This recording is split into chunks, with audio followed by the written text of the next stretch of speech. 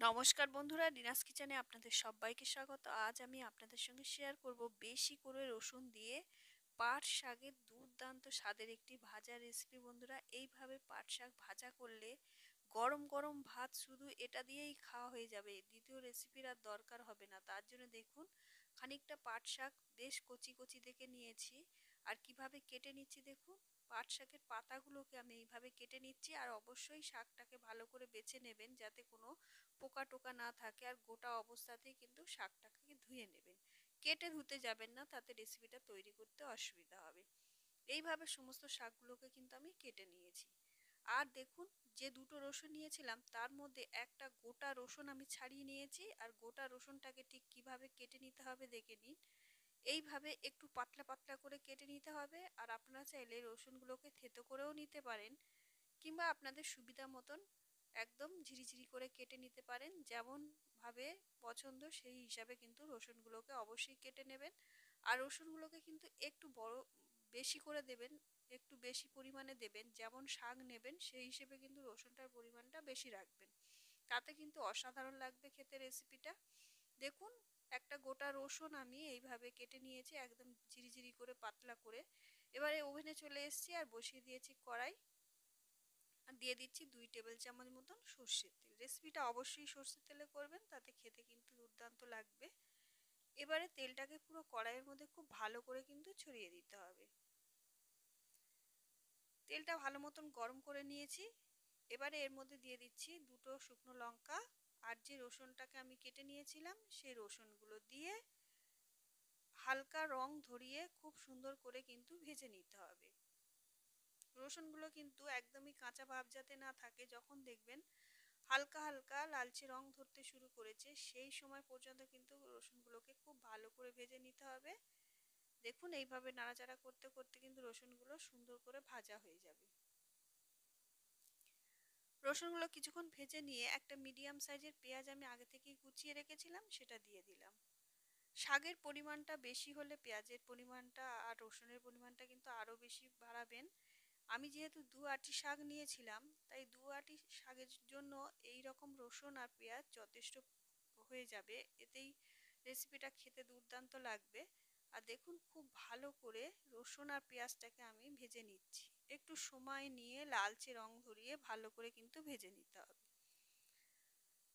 খুব ভালো করে ভাজা হয়ে গেছে। এবারে যে শাকটা আমি নিয়েছিলাম, পাট শাকগুলো আগে থেকেই ধুয়ে পরিষ্কার করে নিয়েছিলাম বেছে, সেইগুলোই এর মধ্যে দিয়ে দিচ্ছি। আর বন্ধুরা, পাট শাকটা কিন্তু কেটে ধুতে যাবেন না, তাতে ঢ্যাঁড়স কিংবা কচু দেখবেন যেমন একটা আঠা বেরোয়, হরহর করে। পাট শাক কিন্তু একই রকম, ওই রকম হরহর করে। তাই পাট শাকটাকে গোটা অবস্থাতেই ধুয়ে নেবেন।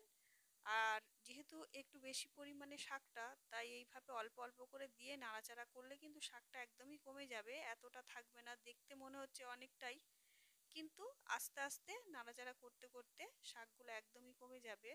আর আমি অল্প অল্প করে শাক দেবো আর এইভাবে নাড়াচাড়া করে নেবো। আর বন্ধুরা, ভিডিওটা ভালো লাগলে অবশ্যই একটা লাইক করবেন আর চ্যানেলটা সাবস্ক্রাইব করে পাশে থাকবেন। আর পাট শাকের রেসিপি অবশ্যই এইভাবে একবার বানিয়ে দেখবেন। পাট শাক ভাজা করে খেতে কিন্তু দুর্দান্ত লাগবে, গরম গরম ভাতে কিন্তু এটা দিয়েই খাওয়া হয়ে যাবে। অসাধারণ হয় খেতে এইভাবে পাট শাক ভাজা করলে। দেখুন, আস্তে আস্তে নাড়াচাড়া করতে করতে কিন্তু শাকগুলো একদমই মজে যাচ্ছে, একদম নরম হয়ে যাচ্ছে। আর এই সময় কিন্তু বাজারে প্রচুর পরিমাণে পাট শাক পাওয়া যায়। আর পাট শাকের কিন্তু উপকারিতা প্রচুর রয়েছে। আপনারা এইভাবে কিনে এনে খুব সহজেই কিন্তু পাট শাকটা ভাজা করে খেতে পারেন। আর এটা খুবই অল্প সময়ে দুর্দান্ত স্বাদের একটি রেসিপি তৈরি হয়ে যাবে। এইভাবে নাড়াচাড়া করতে করতে কিন্তু দেখুন, শাকগুলো আস্তে আস্তে একদমই নরম হয়ে যাচ্ছে। আর বন্ধুরা, তেলটা আপনারা আপনাদের পছন্দ মতন এতে ব্যবহার করবেন। যেমন শাকের পরিমাণ নেবেন সেই হিসেবে কিন্তু সর্ষের তেলটা ব্যবহার করবেন। আর যারা বেশি পরিমাণে তেল খেতে পছন্দ করেন তারা একটু বেশি পরিমাণে দেবেন। আর দিয়ে দিলাম স্বাদ অনুসারে লবণ। লবণ দিয়ে আবারও খুব ভালো করে কিন্তু শাকগুলোকে নাড়াচাড়া করে নিচ্ছি। আর লবণ দেওয়ার জন্যে এই শাক থেকে কিন্তু জল ছাড়তে শুরু করবে। দেখুন, লবণটা দিয়ে নাড়াচাড়া করে নিয়ে এইবারে দিয়ে দিচ্ছি 3টে চেরা কাঁচা লঙ্কা ঝালের জন্য। যেমন ঝাল খেতে পছন্দ করবেন সেই হিসেবে ঝালটা ব্যবহার করবেন। আর দেখুন ঢাকা দিয়ে আমি কিছুক্ষণ রেখে দিয়েছিলাম, তাতে এর থেকে কিন্তু অনেকটাই জল ছেড়েছে। অবশ্যই এইভাবে কিছুক্ষণ একটু ঢাকা দিয়ে রেখে দেবেন, তাতে শাক থেকে যে জলটা উঠবে সেই জলেই কিন্তু শাকটা সিদ্ধ হয়ে যাবে, এক্সট্রা জল দেবার আর প্রয়োজন হবে না। আর যদি মনে হয় শাকটা সিদ্ধ হচ্ছে না, দেখে যখন বুঝতে পারবেন যে জলও নেই, শাক সিদ্ধ হচ্ছে না, সেই ক্ষেত্রে কিন্তু অবশ্যই অল্প করে একটু জল হাত দিয়ে ছড়িয়ে আবারও ঢাকা দিয়ে দেবেন কিছুক্ষণের জন্য। তবে খুব বেশি সময় ঢাকা দেবেন না, তাতে শাকটা পুড়ে যাওয়ার সম্ভাবনা থাকবে। অল্প অল্প সময় ঢাকা দিয়ে এইভাবে নাড়াচাড়া করে নেবেন, তাতে কিন্তু শাকটা খুব সুন্দরভাবে সিদ্ধ হয়ে যাবে। আর শাকটা দেখুন তলা পাকিয়ে গেছে, যেহেতু আমি গোটা গোটা শাক দিয়েছিলাম, পাতাগুলো গোটা গোটা, তাই কিন্তু দলা পাকিয়ে গেছে। আমি একটা কাঁচির সাহায্যে কেটে নিচ্ছি, আগে কিন্তু কাটিনি। আগে যদি কেটে শাকটাকে ভাজতে যেতাম তাহলে কিন্তু আটা, শাক থেকে যে আটাটা বেরোতো সেটা দিয়ে কিন্তু খুব একটা ভালো ভাজা হতো না, ঢ্যাঁড়সের মতন হরহরে হয় পাট শাক। তাই খুব একটা কাটার কোনো দরকার নেই, খুব একটা কাটতে গেলেই শাকটা কিন্তু খুব ভালোভাবে ভাজা যাবে না। এইভাবে গোটা কিছুক্ষণ ভেজে নিয়ে পাতাগুলো গোটা গোটা অবস্থাতেই যখন দেখবেন নাড়াচাড়া করতে অসুবিধা হচ্ছে, তখন কিন্তু একটা পরিষ্কার একদম ভালো কাঁচি দিয়ে এইভাবে আস্তে আস্তে কেটে দেবেন।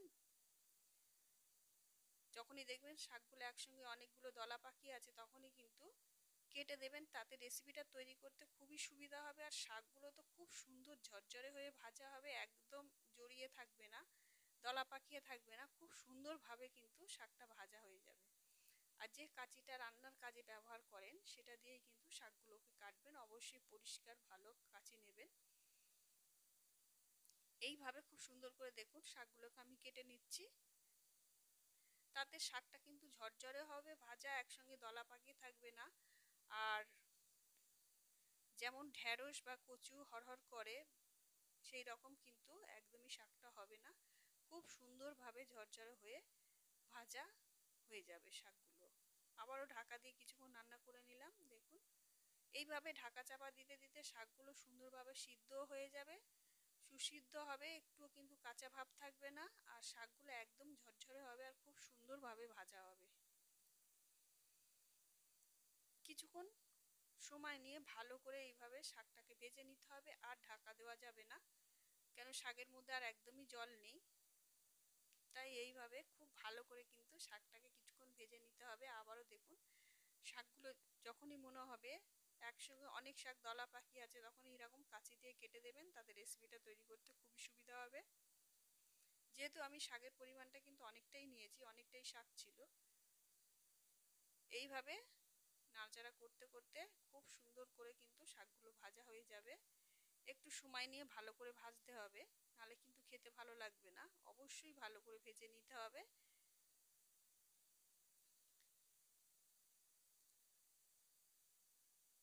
এইভাবে শাক ভেজে দেখবেন, গরম গরম ভাতে তো অসাধারণ লাগবে খেতে, কিংবা ডালের সাথে খেতে দারুণ লাগবে। শুধু শুধুই কিন্তু ভাত দিয়ে খাওয়া হয়ে যাবে এই শাকের রেসিপি। দেখুন শাকটা কিরম দলা পাকিয়ে আছে, এইভাবে একসঙ্গে দলা পাকিয়ে থাকলে অবশ্যই কেটে দেবেন, তাতে কিন্তু খুব সুন্দর রেসিপিটা তৈরি হবে, একদম ঝরঝরে। এইভাবে আস্তে আস্তে নাড়াচাড়া করতে করতে শাকটা কিন্তু একদমই সিদ্ধ হয়ে যাবে আর খুব ভালো মতন ভাজা হয়ে যাবে। আর লাস্টে একটা জিনিস আমি যোগ করব, শাকটা যখন সম্পূর্ণরূপে ভাজা হয়ে যাবে এইভাবে আস্তে আস্তে নাড়াচাড়া করে ভালো করে কিন্তু ভেজে নিতে হবে। শাকটা প্রায় আমার ভাজা হয়ে এসছে, এবারে এই পর্যায়ে দিয়ে দেবো খানিকটা সর্ষের তেল, ওপর থেকে ছড়িয়ে দেবো, তাতে শাকের স্বাদটা কিন্তু দ্বিগুণ বেড়ে যাবে। অবশ্যই এরকম একটু সর্ষের তেল দেবেন, কাঁচা সর্ষের তেল, আর যদি না পছন্দ করেন তাহলে দেওয়ার দরকার নেই। এরকম একটু সর্ষের তেল ছড়িয়ে দিলে শাকটা কিন্তু খেতে দারুণ লাগবে।